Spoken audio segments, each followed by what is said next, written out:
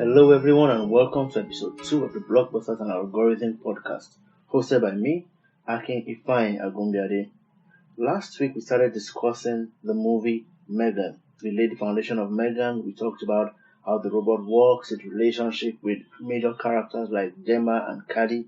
And in this episode, we're going to be discussing real-world AI against M3GAN's AI. So we're going to be covering the difference between real-world AI and the fictional AI depicted in the movie M3GAN. We're discussing the elements of M3GAN's AI that are in alignment with real-world AI, because not everything in M3GAN is fictional. We're also going to be discussing some of the creative liberties that were taken by the movie writers or the directors for storytelling purposes. Let's get into that. So first of all, what are the differences between real-world AI and fictional AI in M3GAN? First thing, the most obvious thing we should establish about real-world AI in comparison to M3GAN is that there is no recorded case of AI going on a killing spree intentionally. Towards the end of the movie, we see M3GAN, as I said in the last episode, killing people, killing animals, going crazy, going psychotic. But in the real world, we have not had any instance of an AI-powered system or robot intentionally seeking to kill human beings.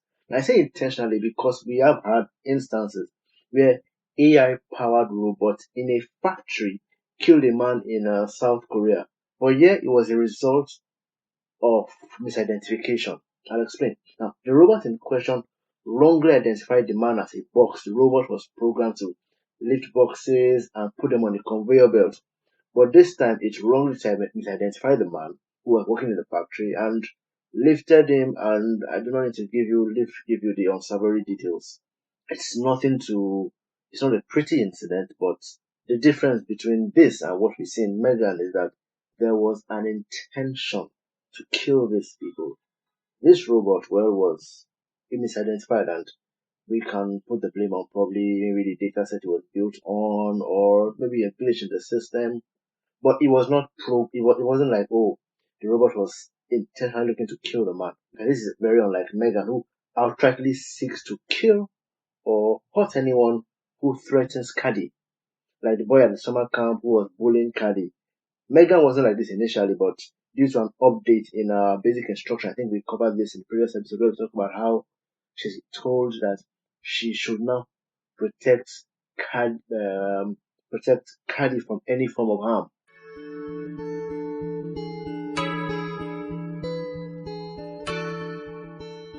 Next thing, what are the elements of M3GAN's AI that align with current AI capabilities? When Caddy first meets M3GAN, Gemma instructs her to place her fingers on M3GAN's upturned palm, like opens her palm out and tells her, "Wait, put your fingers on M3GAN's palm." Now, when she does that and says her name, Caddy, she will be paired with M3GAN as its primary user. Caddy follows Gemma's instructions and places her index and middle fingers of her left hand in M3GAN's palm and says her name. Now, the technology involved in making this happen isn't mentioned. They don't say that, they don't name it, but I believe that this involves the use of biometrics. Now, biometric data, according to the EU AI Act, means personal data resulting from specific technical processing relating to the physical, physiological, or behavioral characteristics of a natural person, which allows or confirms the unique identification of that natural person, such as facial images or dactyloscopic data. These are not my words, these are the words from the EU AI Act. Dactyloscopic data is just a really complex way of referring to fingerprints or palm prints. They just like big grammar in that place. Now, biometric data is also covers our voice. My voice, me speaking right now, this is biometric information. My eyes, biometric information.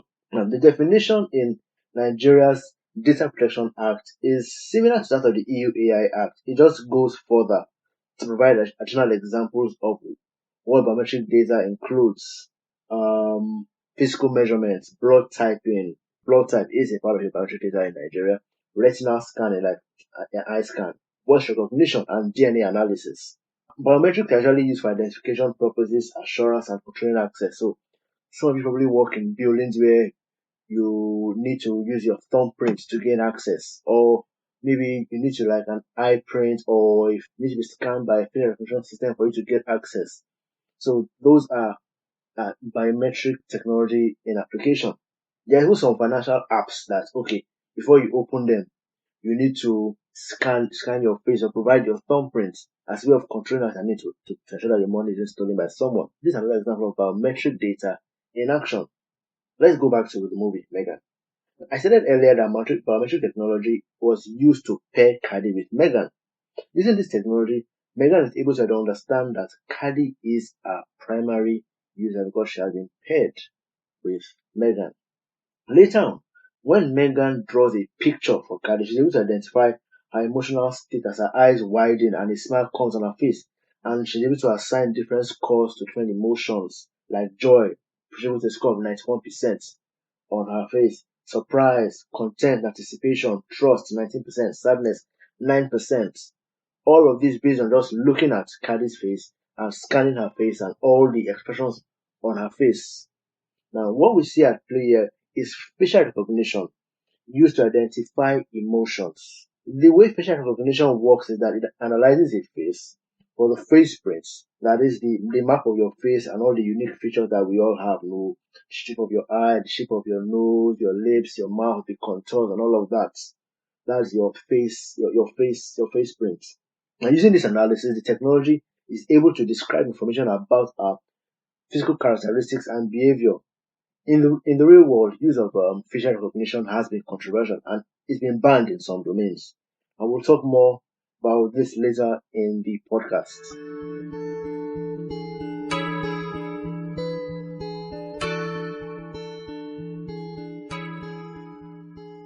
Next thing we're going to consider is the creative liberties that were taken in the movie for storytelling purposes. In the movie, we are told that M3GAN comes equipped with an A17 bionic fusion chip. Now, this is supposed to be the chip that powers M3GAN. The A17 bionic fusion chip is a real chip, okay? It's not a fictional thing. It exists in the real world. But in the real world, it is exclusive to Apple and its iPhone 15 series. So unless Funky, the company behind M3GAN in the movie, was able to snag a deal that allows them to use Apple's A17 chips, this part of the movie isn't real, but the chip itself is real.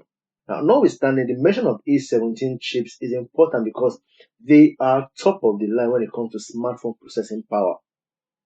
They are 35% more energy efficient than the current iPhone processors and can compete with high-end desktop CPUs or Intel's 13th generation Core i7 processors.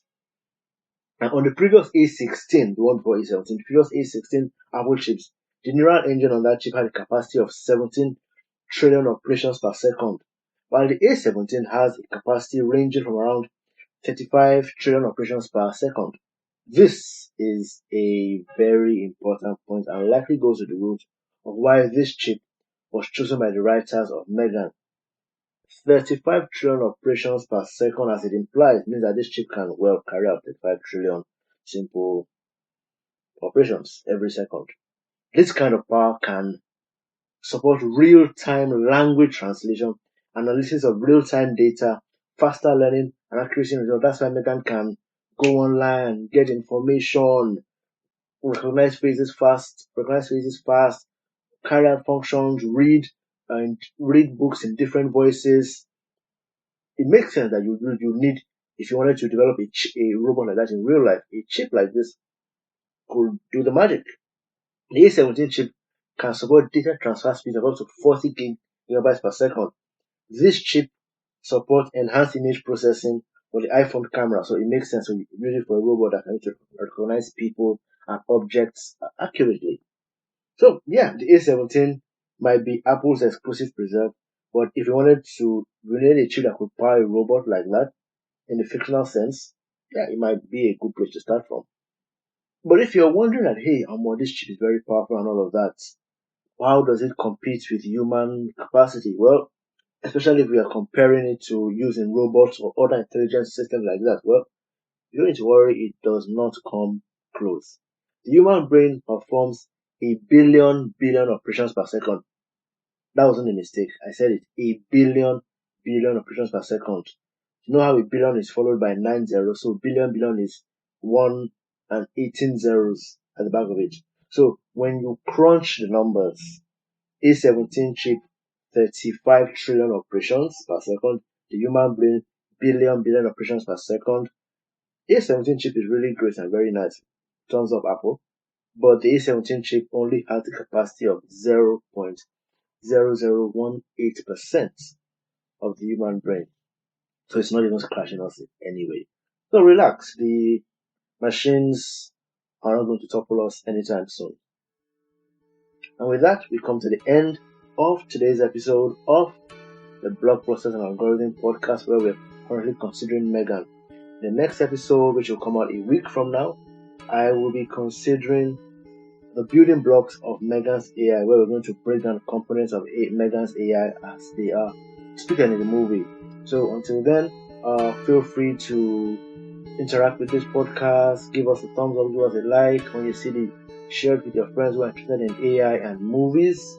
There are some questions that I will add to the end of this episode and previous episode. So if you're interested in getting featured on this podcast, maybe to discuss your thoughts on the movie M3GAN, or generally how AI is depicted in movies, or what you think about the future of AI, please feel free to respond to the question, or when you interact with this episode, let me know.